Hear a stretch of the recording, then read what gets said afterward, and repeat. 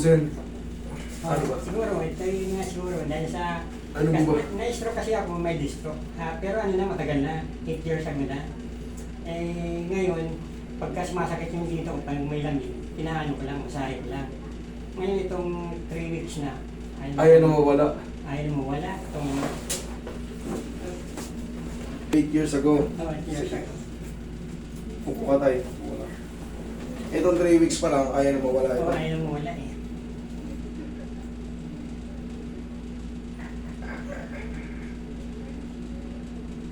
Okay, sa dulo. Kasi dapat yan, yung diretso. Sige. Karatingin natin yan. Kaya natin yan. Tapos tayo, nakaranas na kayo ng stroke. Okay lang ba? Turuan ko kayo ng diskarte. Okay lang. Okay. Pagka kayo'y nakaranas na kayo ng stroke, kalimutan nyo na yung mga prito-prito. Titikiman kayo ng prito siguro 3 buwan, 1 beses. Maggulay-gulay soup tayo. Isda na wala ng gisa-gisa. Bakit? Nakaantabay lang dyan yung mga bad cholesterol na nakapagpa-stroke sa inyo before. Okay? Baka maulitan kayo, mas masakit. Okay? Tapos, nakakalakad naman kayo. Pagkagising nyo sa umaga, bilad sa araw, Lord, thank you, ginising nyo ako. Ha? Ganun, ha? Kaya ganun nga, kaya hindi siguro umaan masyado. Ito, ayusin ko. Tapos para makapag-inat-inat ka sa umaga. Magpapawis tayo ng kahit konti lang, basta consistent lang, hindi na kayo may-stroke ulit. Pero yan, pagka bumalik na naman kayo sa dati kayo umiinom, naninigarilyo, kain ng bulalo, kain ng mga prito-pritong manok, mayat-maya ang adobo ng baboy, huwag na kayong bumalik sa dati yung pinagawian. Mahirap ma-stroke. Relax lang.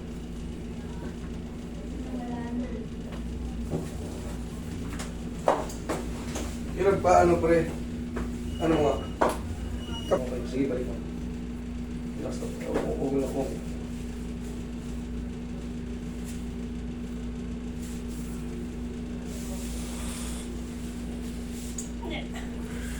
Ikaw kang ba tagilid?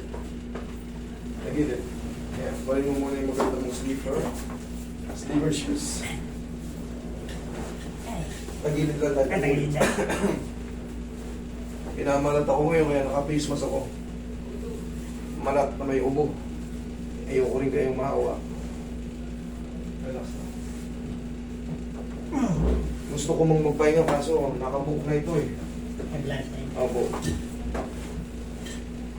Medyo sinisinat-sinat na tayo.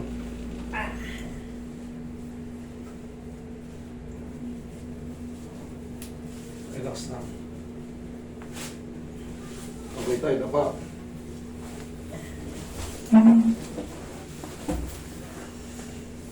May agimat pala kayo kaya malakas pa kayo tayo eh. Agimat kayo. Alam niyo ba yung agimat nyo na yan? Hindi. Ayan o. Ayan yung... Tsaka yan o.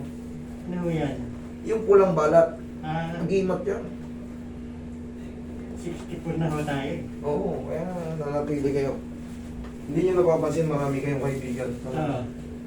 Bisitahin kayo ng mga kaibigan. Lapitin kayo ng mabilis kayo makagana ng loob. Yan ang agimat nyo.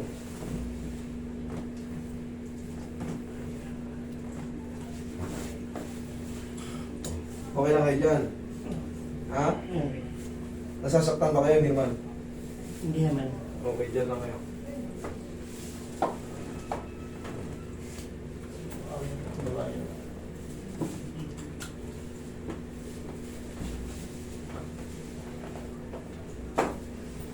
Uy, ko to eh.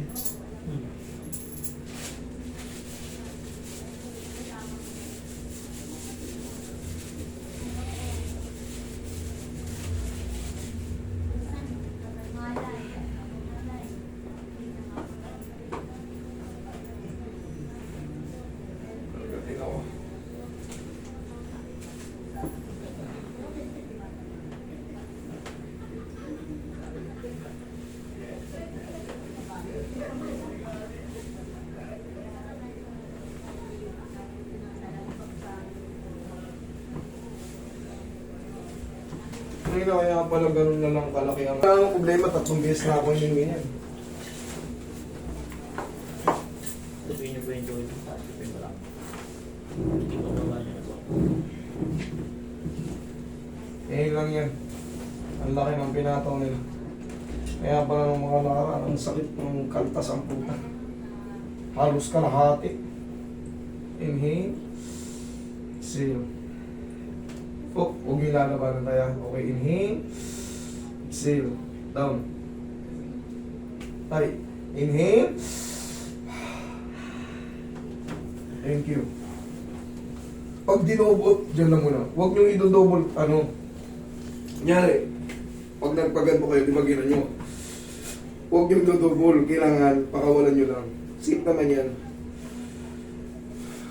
Nagiging unsafe yan pag hindi nasusunod yung therapist. Kasi wala kayong knowledge sa ano eh. Diyan.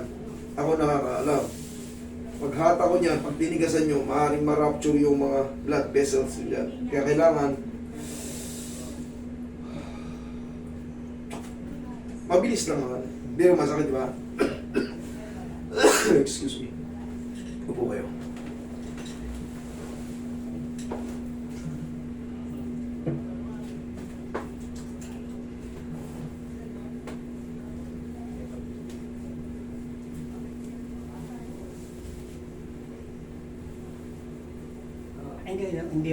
Hindi ito papalito. Maaga pa naman tayo kung maliligo kayo mamayang gabi, okay naman. Hindi, itong ibig sabihin, palipasin mo na yung 24 hours. Oo. Eh kahit mga 6 hours lang, kung gabi nga maliligo kayo, matutulog na kayo, okay naman. Pero yung pag-uwi nyo sa bahay, mga ilang oras, huwag muna. Minimum 6 hours. Kasi hindi to ordinary yung haplos-haplos eh. Nakita nyo, may mga nagtutunugan niya sa buto nyo, nakata ko kayo. Iba yan, hindi yan yung massage-massage lang sa kanto na ano.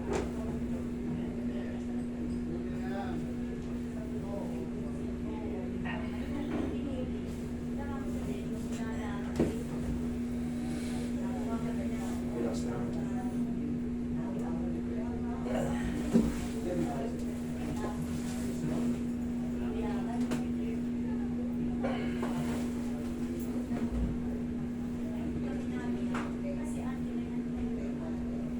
Oh, so maganda na. Kanina pag, sa dulo, o yan, lambot na. Okay, abot mo na yun dyan. Kanina, masakit pagka ano eh. Okay, tay. Salamat. Ang paligo, mamayang gabi, okay? Bukas na. Hindi naman nakakamatay ang hindi pagligo.